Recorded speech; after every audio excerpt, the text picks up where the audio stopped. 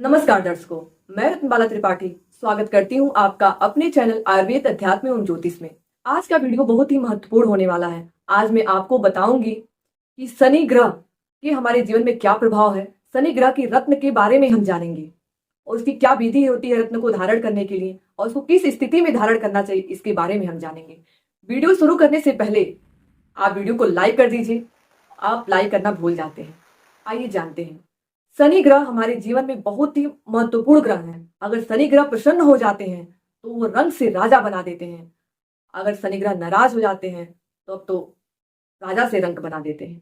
इसीलिए शनि ग्रह को समझना और शनि ग्रह का सही उपाय करना, उनका सही स्थिति में रत्न को धारण करना, इसको हमको जानना जरूरी है। जानते हैं कि ज्योतिष में किस लग्न वालों के लिए शनि ग्रह का रत्न धारण करना चाहिए। शनि ग्रह का रत्न होता है नीलम रत्न।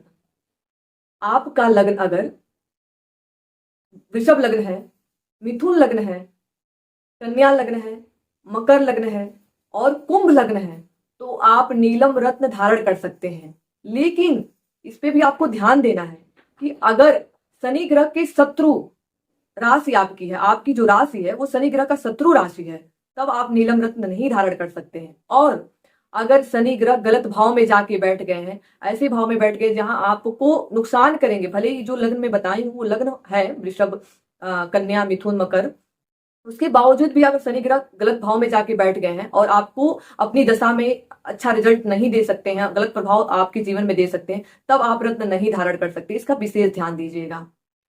और कभी भी अपनी राशि के अनुसार रत्न को नहीं धारण करना चाहिए। कभी कभी क्या होता है कि अगर हमारा कुंभ राशि या मकर राशि है तो हम सोचते हैं कि मकर कुंभ राशि के स्वामी शनि होते हैं, तो हम अपने राशि के अनुसार बिना पूछे, बिना सलाह लिए हम नीलम रत्न को धारण कर लेते हैं। ऐसी गलती कभी भी नहीं करना चाहिए।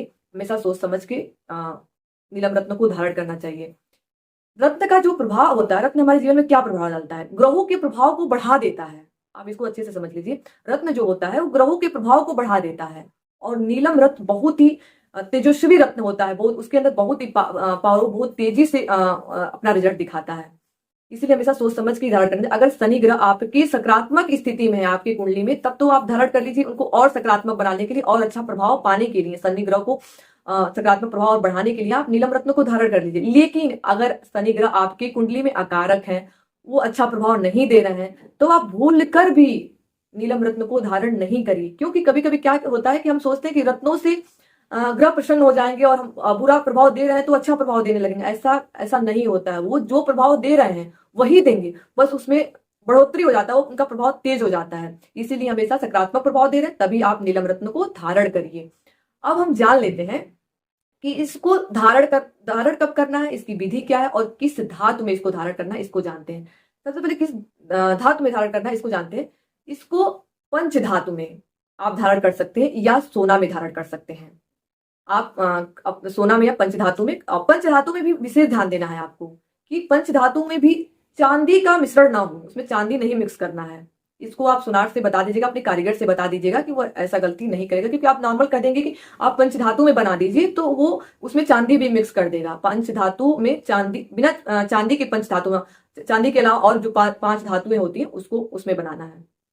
और आपको कारीगर वहां से बनवा के उसको शनिवार का दिन चुनना है। शनिवार के दिन कोई अच्छा नक्षत्र हो, कोई विशेष योग हो, सर्वार्थ सिद्धि योग हो, इस योगों को पता कर लेना। अगर आप नहीं जानते, सर्वार्थ सिद्धि योग नहीं समझ देख पा रहे हैं, नहीं जान पा रहे हैं, तो भी आप शनिवार को सूर्योदय से लेकर 1 घंटा बाद तक आप रत्न को धारण कर सकते हैं। धारण करने से पहले आपको रत्न को गंगा जल में डिप कर देना है थोड़ी देर के लिए। उसके बाद फिर गाय के दूध में डिप कर देना है। उसके बाद शुद्ध जल से उसको स्नान करा लेना है। उसके बाद आसन देके, रत्न के लिए आसन देके, फूल का ही आसन दे दीजिए, अक्षत का ही आसन दे दीजिए। उसके बाद गंध, पुष्प, धूप, दीप, नैवेद्य से पूजन करिए, प्रार्थना करिए और कम से कम 108 बार शनि के मंत्रों का जप करिए।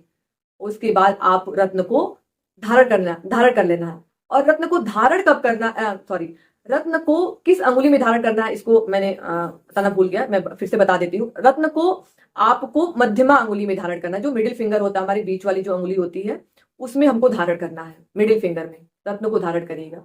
और लेकिन इसका जरूर ध्यान दीजिएगा कि आपके शनि ग्रह आपके कुंडली में सकारात्मक स्थिति में हो, तभी आप रत्न को धारण करिएगा।